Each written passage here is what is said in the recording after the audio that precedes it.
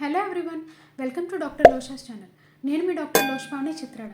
ఈ వీడియోలో మనం క్యాప్ వేయించుకున్న తర్వాత తీసుకోవాల్సిన జాగ్రత్తల గురించి డిస్కస్ చేద్దాం. రూట్ కెనాల్ ట్రీట్మెంట్ అయిన తర్వాత పెయిన్ తగ్గింది కదా అని క్యాప్ వేయించుకోవడం మాత్రం అవాయిడ్ చేయొద్దండి.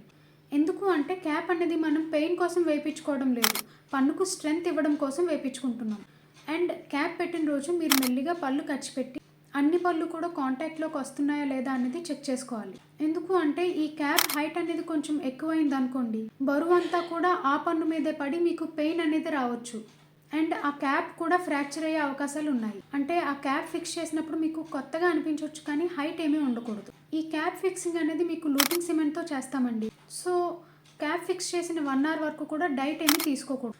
అండ్ 24 అవర్స్ వరకు కూడా అటువైపు ఏమీ నమలకపోతేనే మంచిది. అండ్ ఇంకొకటి, ఫుడ్ తినేటప్పుడు ఒకటేసారి గట్టిగా ఉండే పదార్థాలతో కాకుండా గ్రాడ్యువల్గా పెంచాలి. అంటే ఇనీషియల్గా సాఫ్ట్ డైట్తో స్టార్ట్ చేసి మెల్లమెల్లగా డైట్ని ఇంప్రూవ్ చేస్తూ ఉండాలి. అండ్ క్యాప్ ఫిక్స్ చేసిన సైడ్ స్టిక్కీ ఫుడ్ అంటే బంక పదార్థాలు ఉంటాయి చూడండి, అవి అవాయిడ్ చేస్తే బెటర్. అండ్ బాగా హార్డ్ ఫుడ్స్ లైక్ నట్స్ కానీ శనగలు కానీ ఉంటాయి కదా, అండ్ నాన్ వెజిటేరియన్స్ అయితే బోన్స్ కానీ అవి ఎప్పటికీ అంటే పర్మనెంట్గా అవాయిడ్ చేయాలి. అండ్ ఈ క్యాప్ అనేది ఏ పన్ను మీద అయితే ఇస్తున్నాం అనుకోండి, ఆ ఫౌండేషన్ సరిగా లేదు అంటే క్యాప్ ఫ్రీక్వెంట్గా ఊడిపోయే ఛాన్సెస్ ఎక్కువగా ఉంటాయి.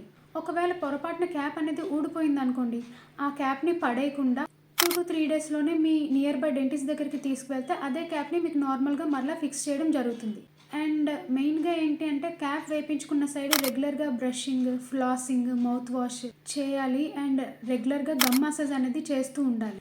ఈ గమ్ మసాజ్ కోసం అని చెప్పి మీరు కొంచెం తేనెలో చిటికెడు పసుపు వేసుకొని ఈ కింద చిగుళ్ళు ఏవైతే ఉన్నాయో అవి పైకి, పై చిగుళ్ళు ఏవైతే ఉన్నాయో కిందకి, ఈ విధంగా మసాజ్ చేస్తూ ఉండాలి. అలా చేస్తే ఇంకా మంచిది. అలా చేయడం వల్ల ఏమవుతుంది అంటే ఆ గమ్స్ అనేవి ఎప్పటికీ రిట్రీవ్ కాకుండా ఉంటాయి. అండ్ క్యాప్ లైఫ్ కూడా పెరుగుతుంది. అండ్ ఇవ్వండి క్యాప్ వేయించుకున్న తర్వాత తీసుకోవాల్సిన చిన్న చిన్న ప్రికాషన్స్. ఈ ప్రికాషన్స్ తీసుకుంటే ఆ పర్టికులర్ టూత్లో ప్రాబ్లం రాకుండా ఉంటుంది. ఈ వీడియో మీకు ఎంతగానో ఉపయోగపడింది అనుకుంటున్నాను. ఈ వీడియో కనుక మీకు ఉపయోగపడినట్లయితే please like, share and subscribe to my channel. Thank you.